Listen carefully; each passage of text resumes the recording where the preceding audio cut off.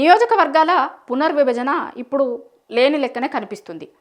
ఎందుకు నియోజకవర్గాల పునర్విభజన ఈ ఎన్నికలకి ఎందుకు జరగదు, ఉన్న అడ్డంకులేంది అన్నింటి గురించి మాట్లాడుకుందాం. మాట్లాడుకునే ముందు చాలామంది వీడియోలను చూస్తున్నారు కానీ సబ్స్క్రైబ్ చేసుకుంటలేరు. సబ్స్క్రైబ్ చేసుకుంటే వీడియో రాగానే మీకు తెలుస్తుంది, మీకు నోటిఫికేషన్ వస్తుంది. కాబట్టి ఖచ్చితంగా వీడియో చూస్తున్న వాళ్ళందరూ కూడా ఛానల్ని సబ్స్క్రైబ్ చేసుకుంటే వీడియో అప్లోడ్ కాగానే మీ వరకు వస్తుంది, మీరు చూడొచ్చు. సో ఇక విషయంకి వస్తే నియోజకవర్గాల పునర్విభజన జరుగుతుంది అని అన్ని రాజకీయ పార్టీలు అనుకుంటున్నాయి. 2028 ఎన్నికలు ఉన్నాయి కదా మన దగ్గర. సో 28 ఎన్నికల్లోపు నియోజకవర్గాల పునర్విభజన జరుగుతుంది అని అన్ని రాజకీయ పార్టీలు అనుకుంటున్నాయి ఇప్పటివరకు.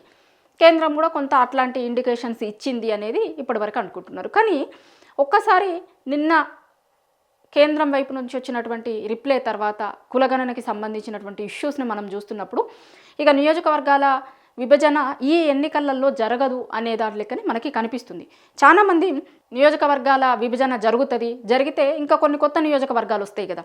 సో చాలామంది ఇప్పుడు మేము నెక్స్ట్ ఎన్నికలలో పోటీ చేస్తాము అని అనుకుంటున్న వాళ్ళు ఏ పార్టీ నుంచి అయినా సరే చాలామంది ఇప్పుడు ఎన్నికలు వస్తున్నప్పుడల్లా కొత్త వాళ్ళు ఎమ్మెల్యేలు కావాలనుకుంటున్న వాళ్ళందరూ కూడా ఆయా నియోజకవర్గాలలో పనులు చేసుకుంటారు. కానీ ఇప్పుడు ఒకటి ఏముండే అంటే ఇంకా నియోజకవర్గాలు పెరుగుతాయి కదా, ఒక దగ్గర కాకపోతే ఇంకొక దగ్గర అవకాశం వస్తుంది మాకు అని అట్లా చాలామంది ఆల్రెడీ పనులు స్టార్ట్ చేసిరు. అట్లాంటి వాళ్ళకి కొంత నిరాశనే, ఇంకా కొంత ఒక రకంగా బ్యాడ్ న్యూస్ అని చెప్పొచ్చు. ఇప్పుడు తెలంగాణలో 119 నియోజకవర్గాలు ఉన్నాయి మన దగ్గర. అసెంబ్లీ నియోజకవర్గాలు 119 ఉన్నాయి. అయితే ఇప్పుడు నెక్స్ట్ నియోజకవర్గాల పునర్విభజన కనుక జరిగితే 153 అవుతాయి. ఇంకా కొన్ని నియోజకవర్గాలు పెరుగుతాయి. సో అట్లా నియోజకవర్గాలు పెరుగుతాయి కదా, మేము పోటీ చేయొచ్చు అనుకునే వాళ్ళందరికీ కొంత బ్యాడ్ న్యూస్ లెక్కనే కనిపిస్తుంది. కేంద్రం ఏం చెప్తుంది, కులగణన చేస్తాము అని చెప్తుంది. నియోజకవర్గాల పునర్విభజన జరగాలంటే ఫస్ట్ కులగణన జరగాలి. కులగణన చేస్తాము అని చెప్పిరు, అనౌన్స్ చేసింది ఆల్రెడీ. ఆ కులగణనకి సంబంధించినటువంటి ప్రాసెస్ అంతా కూడా స్టార్ట్ కాబోతుంది. ఆ కులగణననే ఇప్పుడు నియోజకవర్గాల విభజనకు అడ్డుగా మారిన లెక్క కనిపిస్తుంది మనకి. ఇప్పుడు వాళ్ళు చెప్తుంది ఏంది, కులగణన చేస్తాము అని చెప్తుంది కేంద్రం. కులగణన చేస్తాము అంటే అదేదో ఒక్క రోజులో 2 రోజులు అయిపోయేది కాదు. మన దగ్గర కూడా చేసిరు కదా, మన రాష్ట్రంలో కూడా కులగణన చేసింది. రేవంత్ సర్కార్ వచ్చిన తర్వాత చేసిరు కదా, మనం చూసినాం మనందరం కూడా.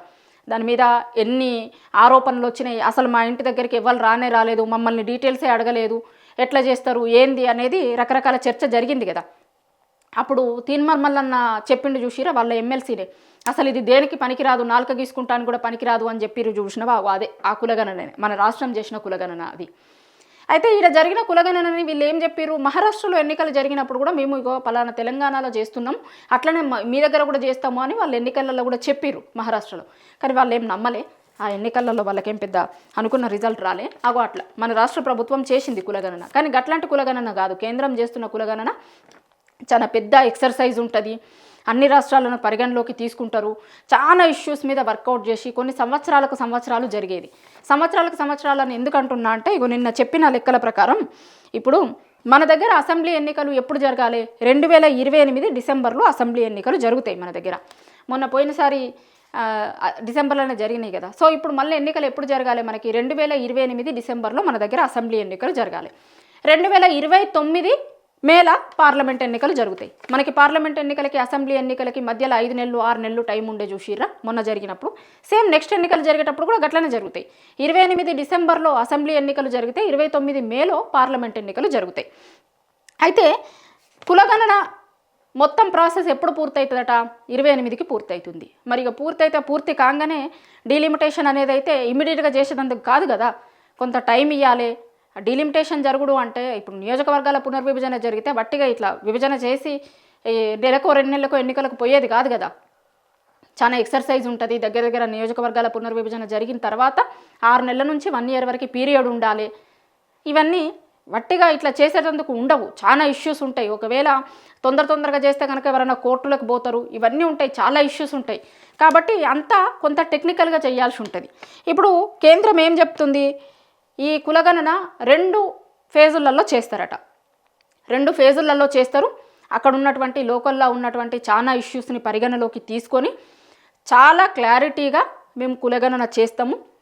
ఎందుకంటే గతంలో ఎప్పుడో చేసిరు కులగణన, ఇదివరకే జరగాల్సింది ఉండే, జరగలేదు. ఇప్పుడు కులగణన చేస్తాం మేము, చాలా సైంటిఫిక్గా చేస్తాము, ఎవరికి ఎట్లాంటి ఇబ్బందులు లేకుండా దీని మీద ఇంకెవ్వరు కూడా ఆ కులగణనకి సంబంధించిన దాని మీద మాకు ఆ జరిగిన తీరు పట్ల అభ్యంతరాలు ఉన్నాయనో ఇంకొకటో ఎవ్వరు అనుకోకుండా మంచిగా ప్రాపర్ టైం తీసుకొని అన్ని రాష్ట్రాల అభిప్రాయాలను పరిగణలోకి తీసుకొని చేస్తాము. కొంచెం టైం తీసుకున్నా మంచిదే కానీ కరెక్ట్గా చెయ్యాలి అనేది మా ఉద్దేశము అని కేంద్రం చెప్తుంది. అయితే అట్లా చెప్తున్న దాంట్లో వాళ్ళు ఏం చేస్తారట అంటే 2026 ఏప్రిల్లో ఫస్ట్ కులగణన ఫస్ట్ ఫేజ్ని స్టార్ట్ చేస్తారట. 2 ఫేజులలో చేస్తారు అని చెప్పిన కదా. 2026 ఏప్రిల్లో ఫస్ట్ ఫేజ్ చేసి సెప్టెంబర్కి ఎండ్ చేస్తారట. అది 26లో ఏప్రిల్ నుంచి సెప్టెంబర్ వరకు ఎండ్ చేస్తారు. అదేంది ఫస్ట్ ఫేజ్.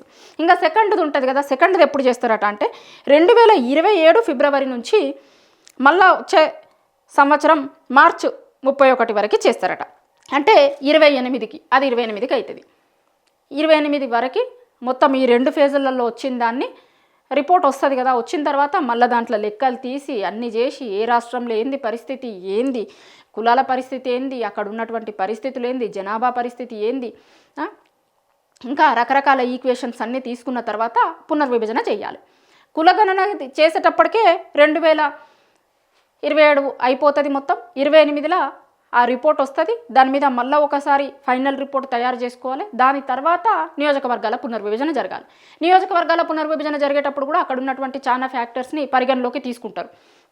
ఇప్పుడు మన దగ్గర జిహెచ్ఎంసీ చేసిరు కదా, గట్లా చేసినట్టు ఉండదు. డిలిమిటేషన్లు చేసినప్పుడు, పునర్విభజనలు చేసినప్పుడు, లేకపోతే వేరే వాటిని వీటిలో కలుపుతున్నప్పుడు అట్లా ఆగమాగం తొందరగా చేస్తున్నట్టు ఉండదు.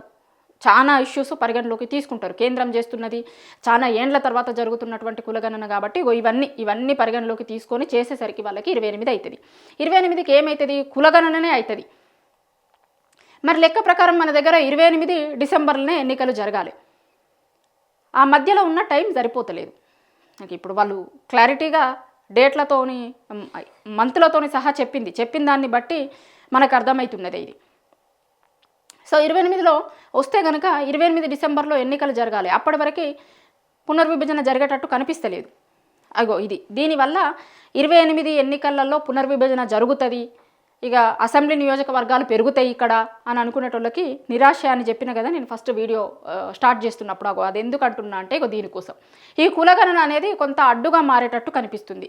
వాళ్ళు చేస్తున్నటువంటి కులగణన మేము ఈ డేట్ నుంచి ఈ డేట్ వరకు చేస్తాం ఫస్ట్ ఫేజ్, ఈ డేట్ నుంచి ఈ డేట్ వరకు సెకండ్ ఫేజ్ చేస్తాము అని చెప్తున్నారు.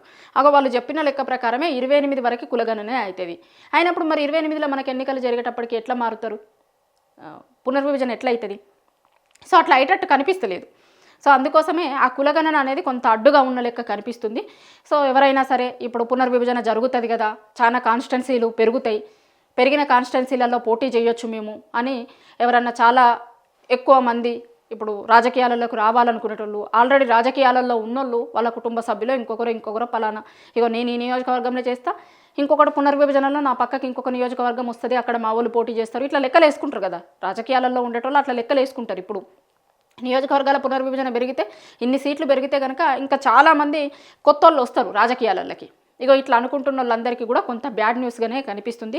కులగణన మూలంగా ఇప్పుడు నియోజకవర్గాల పునర్విభజన జరిగే అవకాశం అయితే అంటే 28 ఎన్నికలకి జరుగుతుంది, కానీ 28 ఎన్నికలకి జరగకపోవచ్చు. నెక్స్ట్ ఎన్నికల వరకు నియోజకవర్గాల పునర్విభజన జరిగే అవకాశం ఉంది. కానీ ఇప్పుడు రాబోయే ఎన్నికలలో నియోజకవర్గాల పునర్విభజన జరిగే అవకాశాలు అయితే మనకు కనిపిస్తలేవు. మళ్ళీ కేంద్రం ఏమన్నా ఇంకేదన్నా తీసుకొని వాటిని డేట్స్ని ముందుకు జరుపుకొని వచ్చి 28కే విభజన చెయ్యాలి, పునర్విభజన చేసి ఆ అసెంబ్లీ సీట్ల ప్రకారమే ఎన్నికలకి పోయేటప్పటికే ఇది కావాలి అనుకుంటే కనుక ఏమన్నా మారొచ్చు. కానీ ఒక్క రాష్ట్రం గురించి అట్లాంటి నిర్ణయం తీసుకునే అవకాశం అయితే ఏం కనిపిస్తలేదు. ఎందుకంటే అన్ని రాష్ట్రాలలో కులగణన చెయ్యాలి కదా, అన్ని రాష్ట్రాలలో చెయ్యాలి.